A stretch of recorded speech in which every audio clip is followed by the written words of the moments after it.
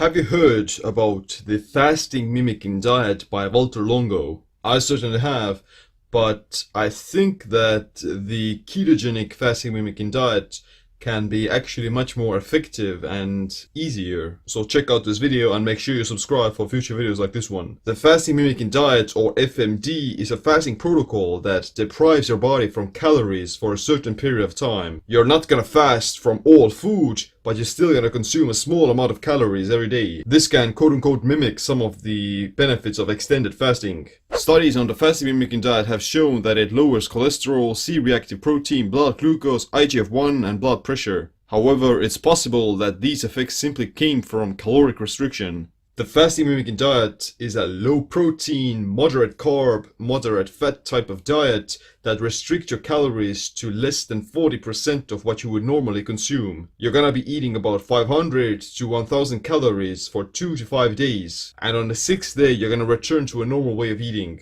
During this period you're gonna induce a huge caloric deficit, you're gonna lose some weight, and you're gonna improve your insulin sensitivity and other health benefits of fasting. On the original fasting mimicking diet, you can eat things like a nut bar, a bowl of soup, and some crackers with a few olives or something like that. Day 1, you eat about 1000 calories, 10% protein, 55% fat, and 35% carbs.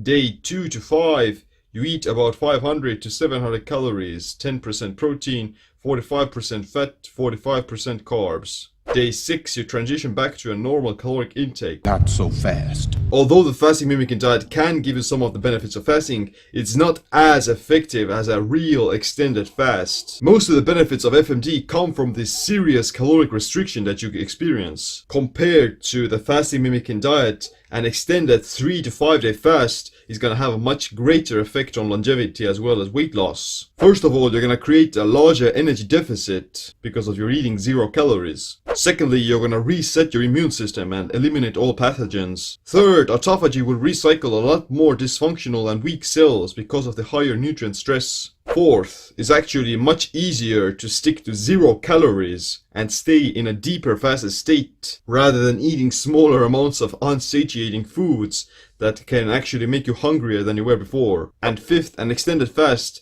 can actually make you maintain more muscle than eating at a serious caloric deficit for a few days. If you're restricting your calories or you're going for these longer fasts, then you want to get into ketosis because it's gonna protect against muscle catabolism. It's also gonna make it so much easier because your body's gonna tap into its body fat stores without having to worry about an energy crisis or anything like that. The fasting mimicking diet can maintain a semi-ketogenic state, but it's still not optimal because of the macronutrient ratios aren't going to keep you in ketosis for long. In fact, the ketogenic diet consistently, even without fasting, has been shown to provide many of the same benefits as the fasting mimicking diet, such as lower blood pressure, decreased insulin, reduced inflammation, and fat loss. You can even experience mild autophagy after an overnight fast on a low-carb diet. The only benefits you wouldn't get from eating keto are suppressed IGF-1 and some other things that happen only during fasting. The fasting mimicking diet has its place,